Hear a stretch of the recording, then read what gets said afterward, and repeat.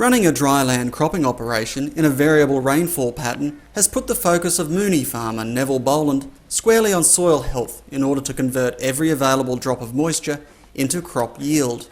That's really the key to these drier sort of farming areas and the drier regions, that it's all about fallow efficiency, the efficiency of infiltration and how easily those crops can draw that moisture out. And so the two sides of that would be, we need to have soil cover for infiltration, and for extraction we can't have compaction and then subsoil problems there, so we're trying to address those so that the crops can draw the water out easily. Mr Boland and wife Penny cultivate about 4,000 hectares a year across 3 blocks between Gundawindi and Moonie.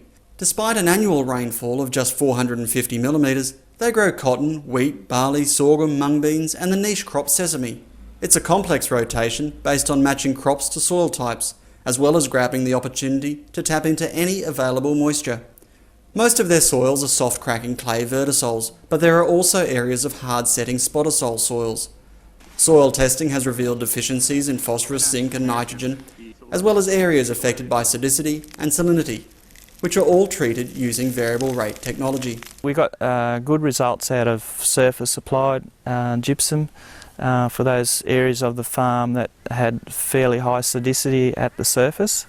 Most of the responses were quite immediate in the first crop and then carried on, I think, for a few years after that. I think the main thing is that we have to identify those areas that will respond to it, because it is quite expensive.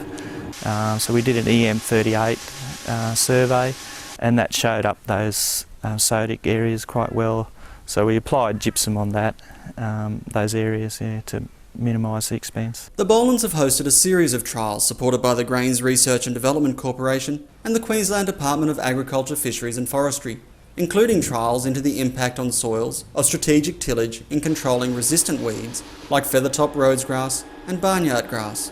They were run at my father's place, which is a little bit of a hard setting soil before it turns into the softer soil. Where the trial patch was, showed up that we had more structural decline there from the one tillage operation, that's probably because there's a little bit more sodic there, and so once you get that decline you get a very hard setting surface, and that'll affect your infiltration for your fallow management. But it didn't carry through to yield, so it didn't affect the yield of the following crop. But if I could see with the results that if you did too much tillage on that soil type, then you could cop a yield penalty from less infiltration of the water into the soil. Mr Boland believes he will only need to embrace the strategic tillage option infrequently, thanks to the success of residual chemicals in controlling the problem weeds. It'd have to be done under the correct conditions, because we can see a lot of damage